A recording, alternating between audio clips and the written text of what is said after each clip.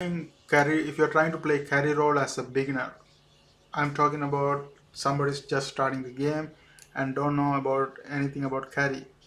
Carry role is basically this safe lane, hard support off lane.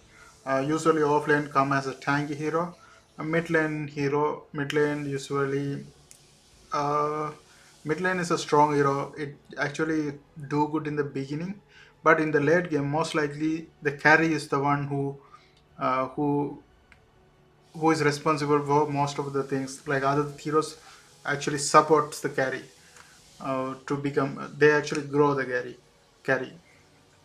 So let's look at the beginning hero. Like in current patch, Bright King is the number one carry for the beginners.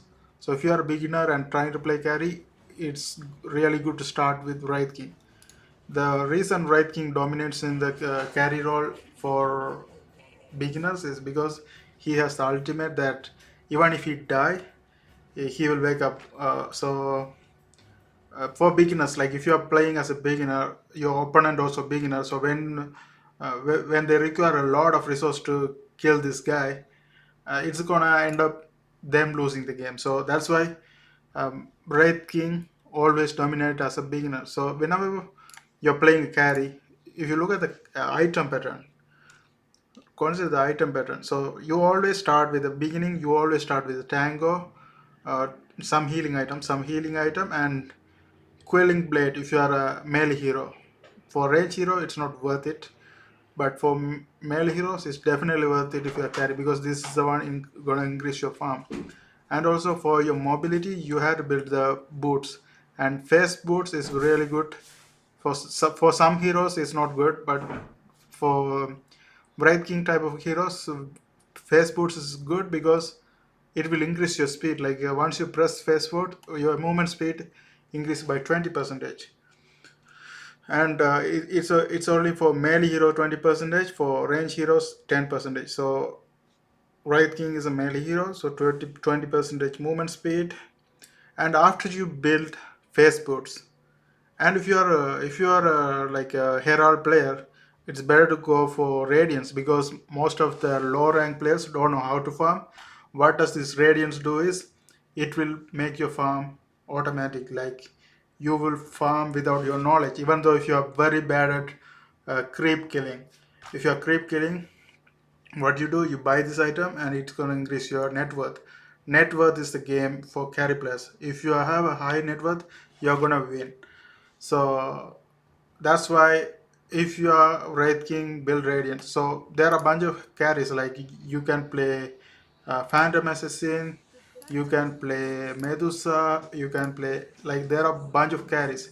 So according to the carry, it differs. It's like if you are playing um, Phantom Assassin, it's not a good idea to buy Radiance. You can buy, for that you can buy this one, Battle Fury. So you, after boots, you always consider an item that will increase your farm.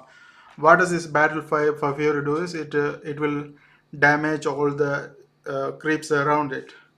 So once you hit, it's gonna it's gonna affect other creeps around it. Why it's really good for Phantom Assassin? Because Phantom Assassin has the highest attack speed, so it will work really well. And also her sixth power supports it. Her sixth power is what Phantom Assassin refine her combat abilities, gaining a chance delivering devastating critical strike. So it will, when you have a critical strike, your all of the units around you have gonna have it. That's why Phantom Assassin gets a lot of rampages. So based on what hero you're playing, you have to choose a farming item second, and after that you can use some survivability item.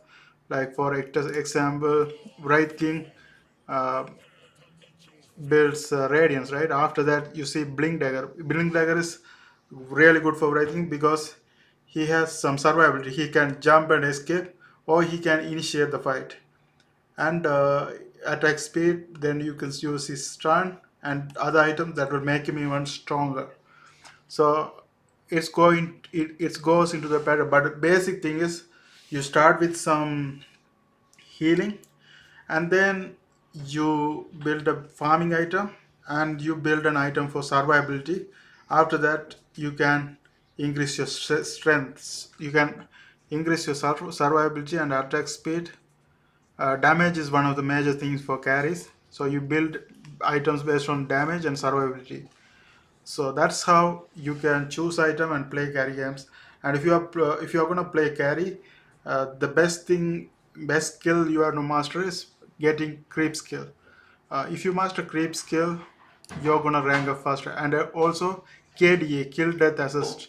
So if you have a KDA of let's say, like, if you look at very good players, they have the higher KDA. What is KDA means? You add kills with assist, kills plus assist divided by death. I mean, divided by, yeah, death. Kill plus assist divided by death. So if you add kills plus death and divide by death, and if you have the higher KDA than opponent team, you're probably gonna win. You have higher chance of winning. So focus on KDA and creep skilling, and then better item build. So if you master these three things, you're going to be a really good carry. And that's it for beginners. And if you watch my item build, like how to build the items, if you don't have idea, it's already there. Guides are there, and some guides are worse. So whenever you are looking at a guide, make sure you're looking at a guide that comes with some region, and then mobility, that's movement speed something, and then after that farming item, and then after that you have a survivability item. So if you see a guide and if that has all these things, then that's a good guide, and choose that, and that's it. After that you will learn to carry faster. And that's it, guys. Thanks for watching. See you guys in my next video.